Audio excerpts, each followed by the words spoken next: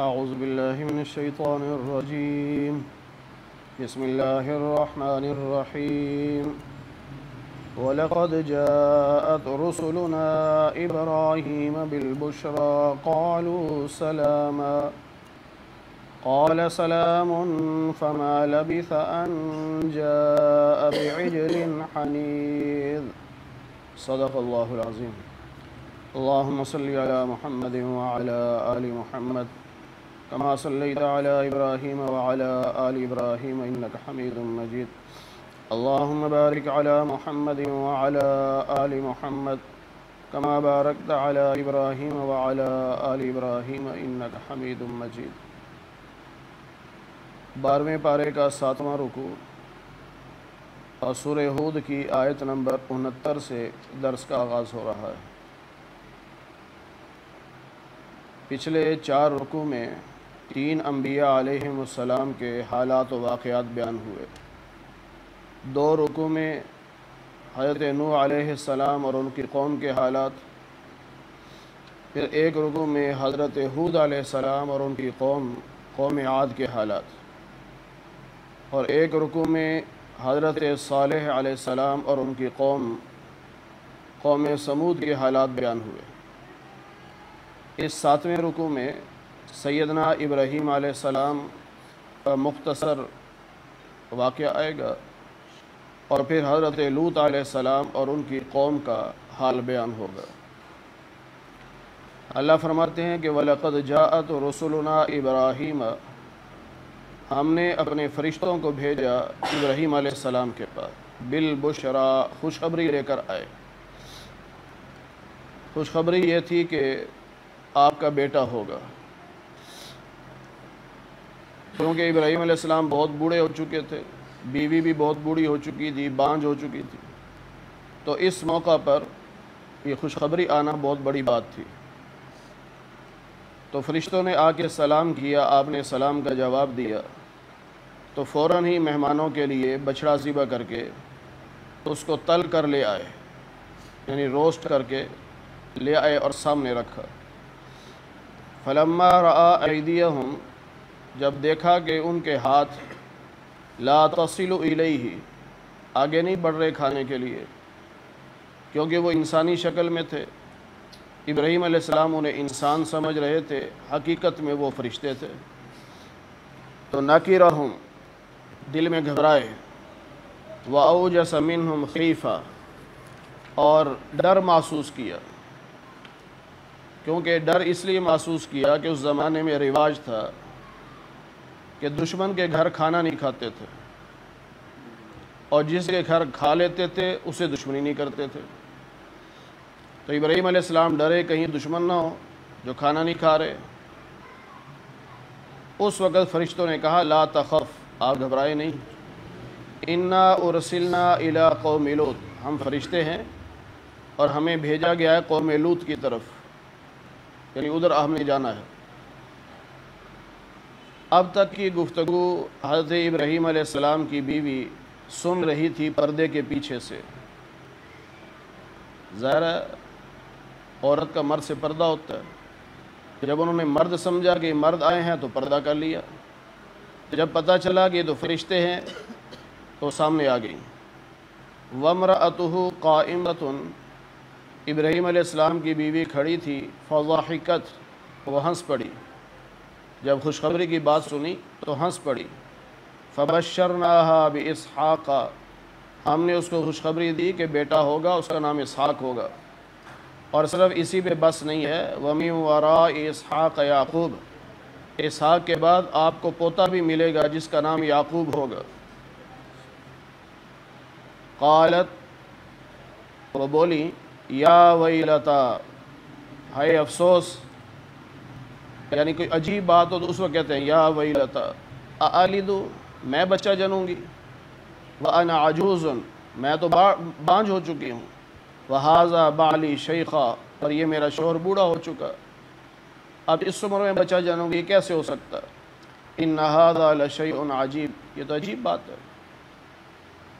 اس پر فرشتوں نے کہا أَتَعْجَبِينَ مِنْ أَمْرِ اللَّهِ، کیا تم اللہ کے حکم پہ تعجب کرتی ہو؟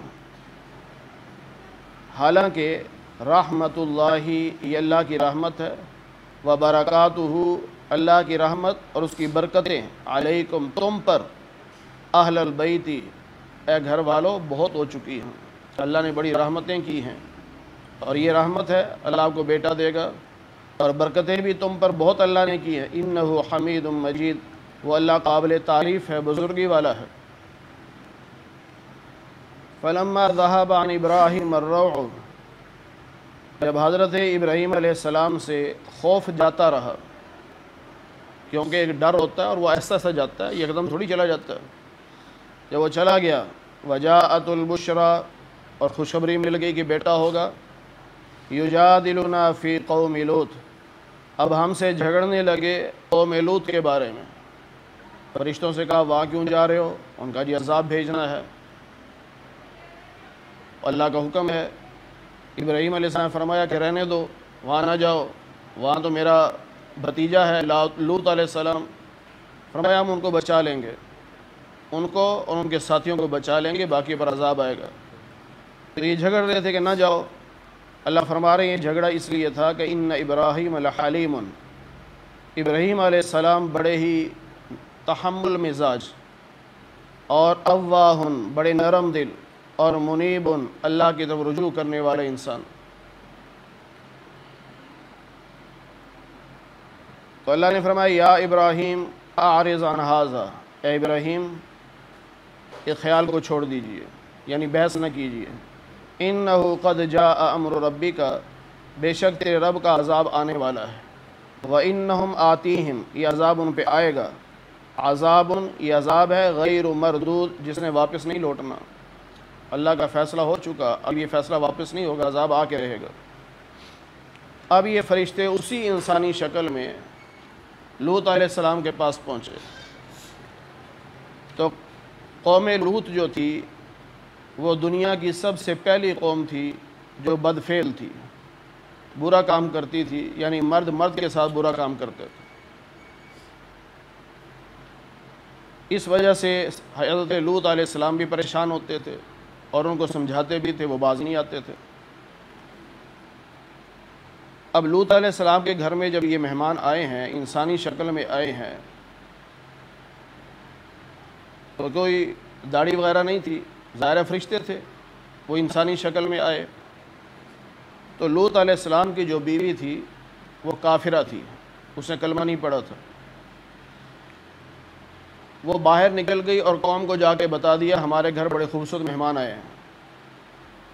کافر تھی، اور کافر کافر کے دوست ہوتا ہے، مسلمان کو تو نہیں ہوتا۔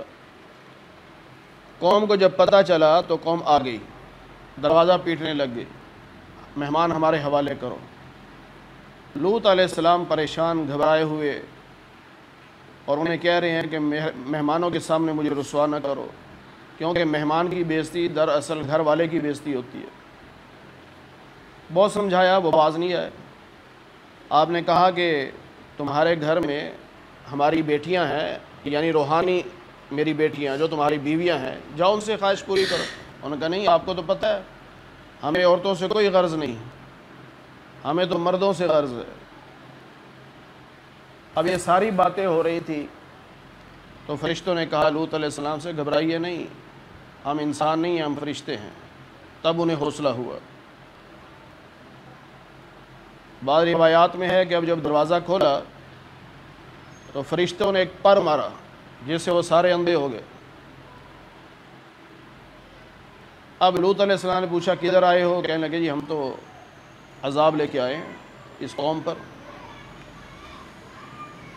آپ رات کے آخری حصے میں اس بستی سے باہر نکل جائیے، ایمان والوں کو ساتھ لے کر باہر نکل جائیے، اور ان کو بتا دیجئے پیچھے مڑ کے کوئی نہ دیکھے، جو پیچھے مڑ کے دیکھے گا اس پہ بھی عذاب آئے گا۔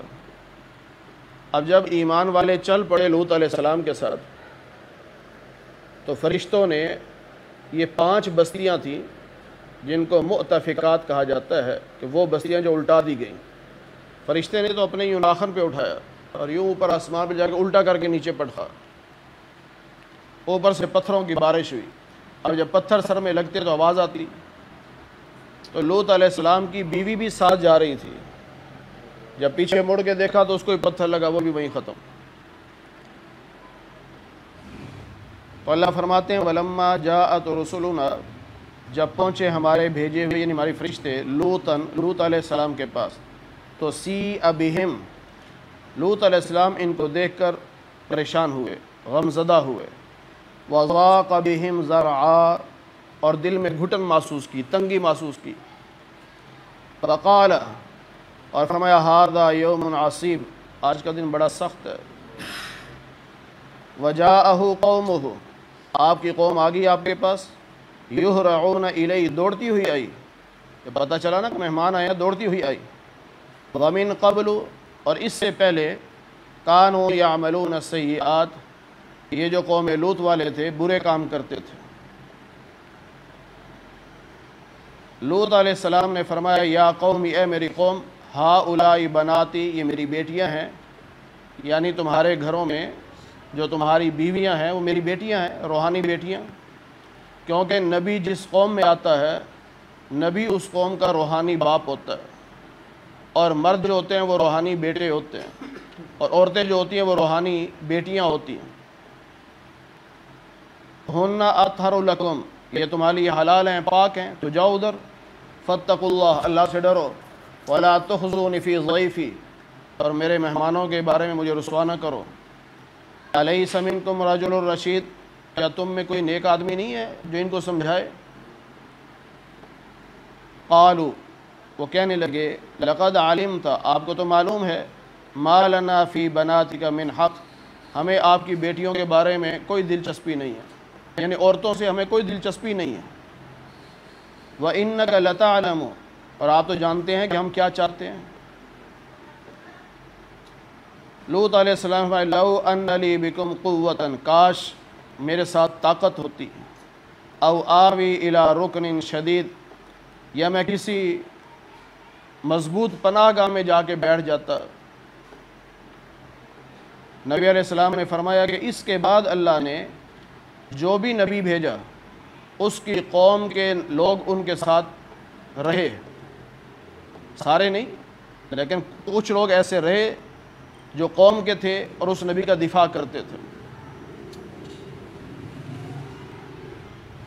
قالوا یا لوط، اب فرشتے بولے اے لوط، انا رسل ربک، ہم تو آپ کے رسول، آپ کے رب کے بھیجے ہوئے رسول ہیں، یعنی فرشتے ہیں، لن یصلوا الیک، یہ آپ تک نہیں پہنچ سکتے، آپ پریشان نہ ہو۔ فاسر باہلک، رات کے وقت نکلیے اپنے لوگوں کو ساتھ لے کر، بقطع من اللیل، رات کے آخری حصے میں جب تھوڑی سی رات رہ جائے اس وقت، ولا یلتفت منکم احد، کوئی پیچھے مڑ کے نہ دیکھے، الا امرأتک، سوائے آپ کی بیوی کے، کیونکہ اسے کلمہ نہیں پڑا تو پیچھے مڑ کے دیکھے گی۔